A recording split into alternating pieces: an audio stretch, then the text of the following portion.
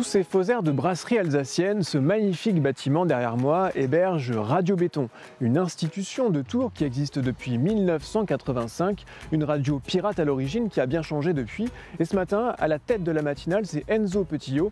Il va nous faire le tour du propriétaire, il va nous expliquer ce qu'il fait, comment ça fonctionne. Suivez-moi pour un nouveau rencontre en terrain connu.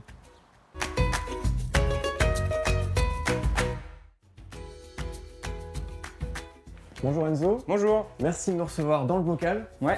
Fin du direct, c'est 3 heures de direct par jour, pas toujours organisé, pas toujours animé par toi, mais souvent. C'est combien de fois par semaine? Je fais entre 3 et 4 animations par semaine, que ce soit le matin, le midi ou le soir, ça dépend. Donc Béton, ça émet d'ici, c'est ici qu'on choisit les disques, c'est ici qu'on passe les disques et c'est des vrais disques, hein, on est toujours à l'ancienne. Ouais, on n'est pas en numérique, nous on est encore avec des albums, des vrais, et il y en a partout. Voilà, on en a je sais pas combien, on a arrêté de compter et on en ramène toutes les semaines, on en ramène des nouveaux, tous les animateurs s'y mettent pour trouver des nouveautés qu'on classe ensuite en plein de catégories différentes pour essayer d'avoir un maximum de diversité sur notre antenne. On essaye de jouer un petit peu tous les styles. Et voilà, il y a aussi bien des vieux albums cultes qui vont être sortis dans les années 80 au début de la radio.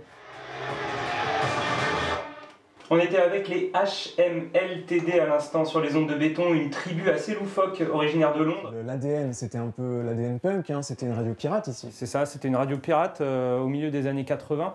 Qui a rapidement été interdite au bout de quelques mois de diffusion. Pour protester contre cette interdiction, les fondateurs de Radio Béton ont organisé un grand concert dans la ville de Tours pour dire « Rendez-nous Radio Béton », qui a tout de suite été très suivi et c'est ce qui a donné le Festival au quart de tour par la suite. On va passer forcément du rock, du punk, du post-punk, du métal.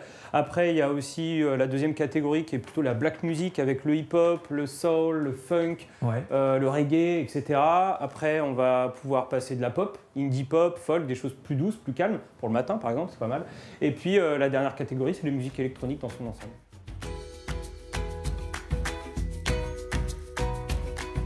On a toute une myriade d'émissions bénévoles qui sont là depuis parfois super longtemps, d'autres qui viennent d'arriver et qui ont chacun leur spécificité en fait. Les émissions bénévoles, ça va permettre bien souvent de rentrer au cœur d'un style musical. On va avoir de la musique celtique, on va avoir de la musique des îles, on va avoir du jazz, on va avoir de la musique classique aussi. Enfin, il y a des choses aussi que nous on diffuse pas en tant qu'animateur de journée qui vont se retrouver dans les émissions bénévoles. Alors musique, mais pas que, il y a aussi des programmes qui sont il y a politique, mais pas que non plus, il y a beaucoup de sujets en fait.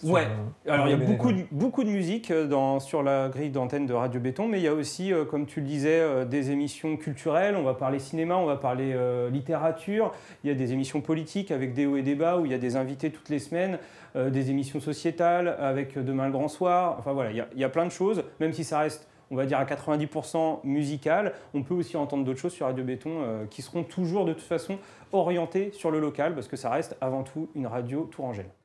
Tu vas fêter tes 10 ans ici, qu'est-ce qui te plaît dans ton métier ?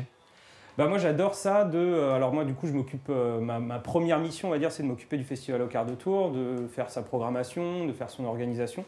Et puis il y a ce côté radio aussi que j'aime beaucoup, que je ne connaissais pas avant d'arriver à Béton Production, donc la branche qui organise le Festival au quart.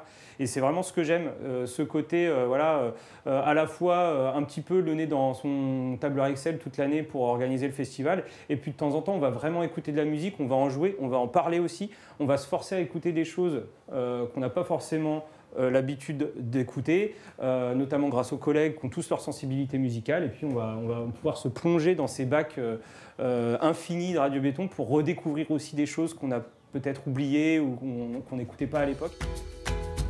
Est-ce que tu peux nous dire un mot de ce festival ?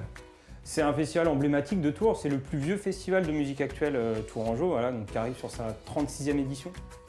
C'est une petite jauge de 4000 places avec des gens qui peuvent venir en tramway, c'est en ville. Et puis ça dure 5 jours, donc c'est des gens qui vont pouvoir venir facilement sur le festival toute la semaine pour découvrir des groupes qu'on aura auparavant fait écouter sur Radio Béton. C'est vraiment ça le principe du Festival au quart, c'est que les découvertes qu'on va faire sur Radio Béton, à un moment donné, on va les retrouver sur les scènes du festival. Et c'est mon rôle en tant qu'animateur et en tant que programmateur de faire le lien entre le festival et la radio. Il n'y a pas que au quart que tu organises, il y a aussi les îlots électroniques 7 ans cette année, si tout va bien. Ouais. C'est un gros festival qui est un peu similaire finalement à Au Quart de Tour. Ça se passe en centre-ville, c'est une ambiance assez familiale, c'est sympa.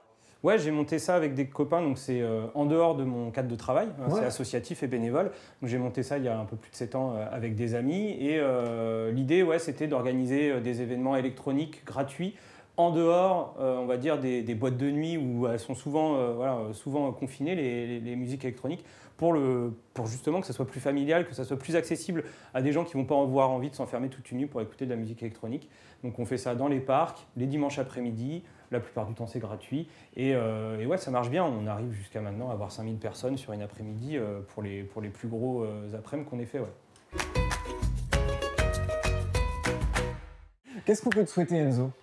Eh ben, on peut me souhaiter que tous ces événements, les îlots, Au Quart et puis tout le reste reprennent très vite parce que voilà, c'est quand même on va dire mon privilège, mon plaisir et mon envie d'amener ce qu'on peut écouter à la radio. Ça, on peut toujours le faire et c'est super, mais de l'amener en vrai pour que les gens puissent les découvrir en live, c'est toujours encore mieux. Et puis avoir ces moments de partage à tous, voilà, vivre des moments collectifs à l'extérieur, tous ensemble. Quoi qu'il en soit, merci de nous avoir accueillis ici, merci de nous avoir ouvert les portes de Radio Béton. Radio Béton, vous le savez peut-être, c'est sur 93.6, vous pourrez retrouver Enzo avec plaisir. Merci à toi, et puis merci à vous, et à bientôt pour un nouveau Rencontre en terre inconnue.